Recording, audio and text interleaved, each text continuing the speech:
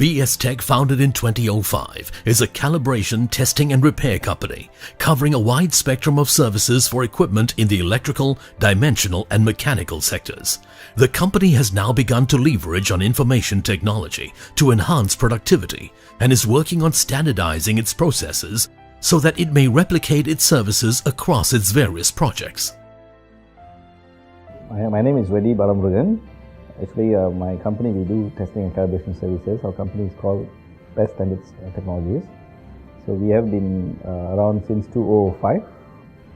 So, and we have actually diversified in various other businesses as well over the time. So we have a group of companies below our main umbrella.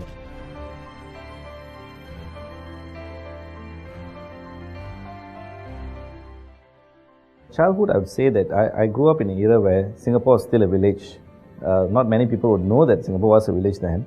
So it was a village. I was one of those last people who coming out of the village. And actually I'm a second generation Singaporean. Even my parents were born as Singaporeans. My father's father actually came as the Air Force, worked for the British. My mom's father actually was a businessman. He came in to start a restaurant and he was supplying flowers. So we were that pioneers in business. But somehow, because of the cash flow problems, payment problems, my grandfather quit the business and my parents didn't continue that. Since then, no business talk in our family. Business was a taboo. Until primary 3, I was the top student in the school. Actually, I stopped studying after primary 3 because I found the education system was not giving me enough or more than what I need. And in fact, I was not motivated by studies. Always my mind was looking for other things. I was learning from experiences. What actual education was, not the books, because scoring in A's in books was nothing because I already achieved it. See, once I achieved it, I didn't have that desire to go back to that. So eventually I moved on to find out more things. Actually, my first business venture started at the age of 10. See, those days, there's no Bangladesh workers cleaning the block. So this guy who is a rubbish collector, he approached me and said that, young boy, if you clean up the block, wash the block for me, I'll give you $50. So you just bring your friends to do. So he said, each of you will take $10. So what I did that, instead of bringing 5, I brought only 3. So I paid 2 to the other, $10 to the other guys, and I took the $30 as my gift because I'm the one who initiated the business, so I should take more. So eventually, it grows. So that's how I started the business. In fact, my parents didn't know about that, and they never sent me to work or anything like that. They want me to concentrate on the studies. But I was doing these small things. And moving into secondary school was a boys' school, it was more fun and, really it was very good. The teamwork was there, the brotherhood was there. So this was actually one of my motivation into business. And a lot of people have to have partners. To me, I always believe business must have partners. Because one person can't do everything. We have more heads within us, is much better.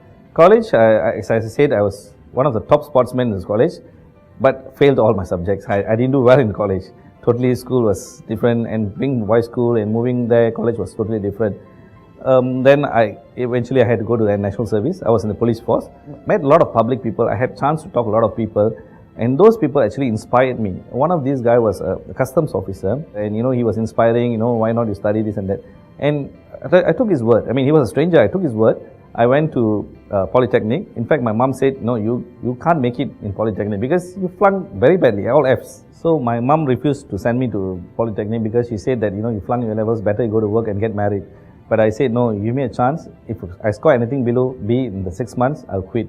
But I kept my word and I scored A's and B's all the way. Actually, I was the top 5% in the poly when I graduated. So that really inspired me because to prove to my mom that I was still a good student, even though that was not my passion. And eventually I carried on to do my degree practically to make my family happy because they wanted the son to be an engineer and graduate. So I became an engineer for the family's sake.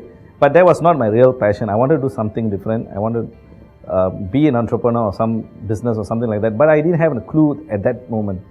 Luckily, for my parents' sake, I did my education right. That actually really put me to the next level, which I didn't realize.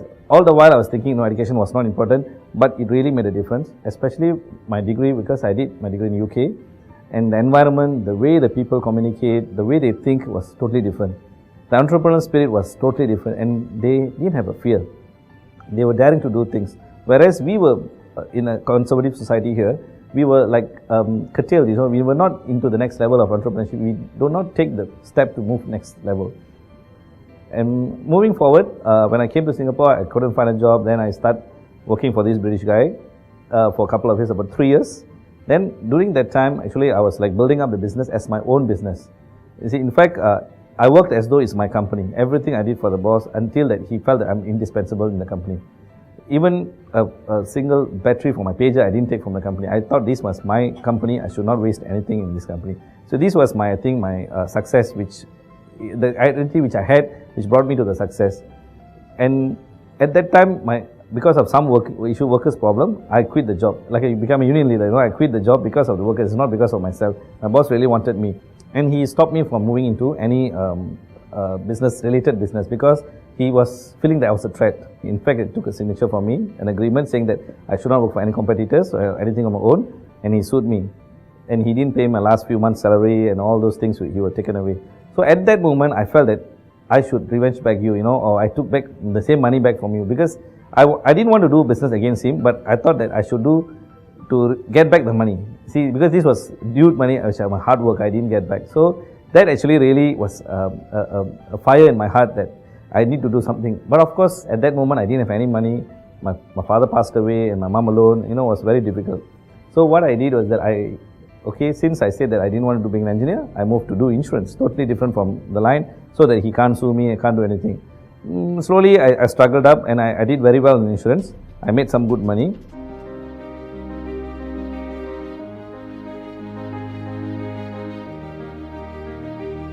But my parents were still a bit not happy with that, believe that I was an insurance agent, being an engineer, that taboo kind of thing.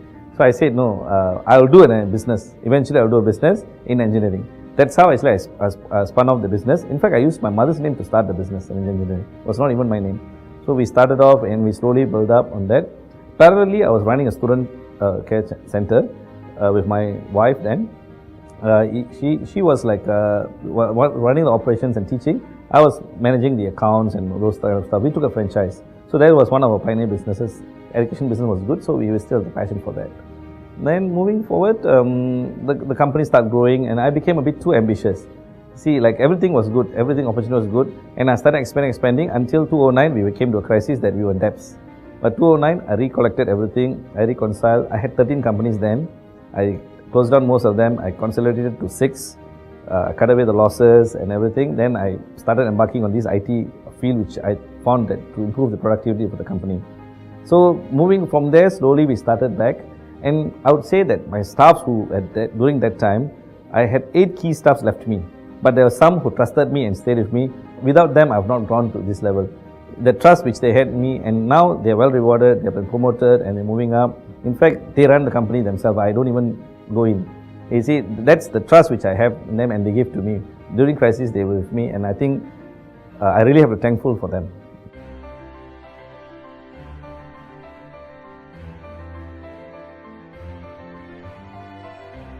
The current businesses are self-sustained and running by the staffs itself. My passion was to move on to IT. The new baby which I found was IT. So I'm actually working towards really on improving on that and how can I help to the public, because what I realized was that the software which I was creating for my own company could improve so much of productivity.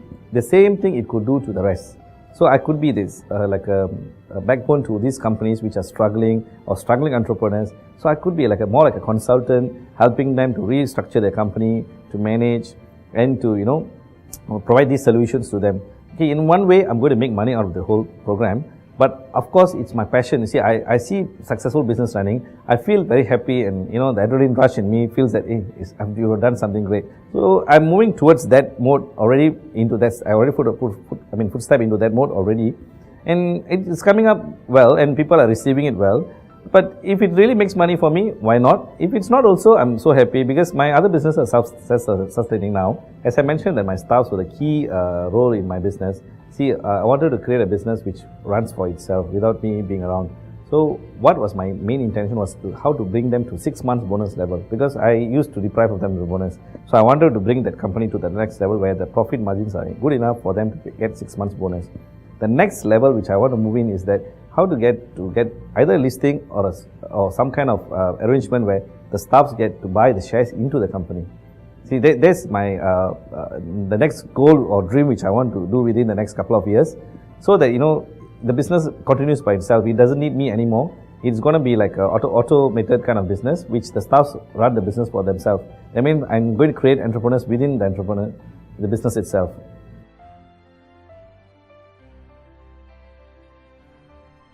So for the new entrepreneurs, I always feel that they should have a role model or a mentor. In fact, I'm also involved in the Singapore Indian Chambers of Commerce, helping out mentoring young entrepreneurs and stuff like that. So we meet a lot of people. For them is that they need to get the focus, they need to get the target first, what they exactly want to do, what the intention and what kind of drive they should have. You find your target, what is the exact goal, what's your desire, what you want to achieve. If not, don't go into business. Be a best employee.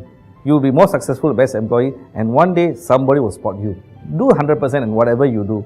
Then you see the business will come to you. From young, I always have these things, there's no fear. I'm not worried about anything. I don't have the fear of losing. So when I put the same kind of principle into the business, I think the business will start moving on. I tried everything, and I usually, when I talk to my staff, when they say this can't be done, I say why it cannot be done. It can be done, definitely can be done. There is a solution. Every problem, there's a solution for it. So it's an opportunity for us. If our competitors can't do, we are going to do, it's going to be an opportunity for us. So this I've already drilled them down into their brains. So no matter what kind of problems they come, they're willing to encounter and they have to move on. So that's I think would be my a success formula in my business, because we have that no fear formula to make everything work, all the way to get it success.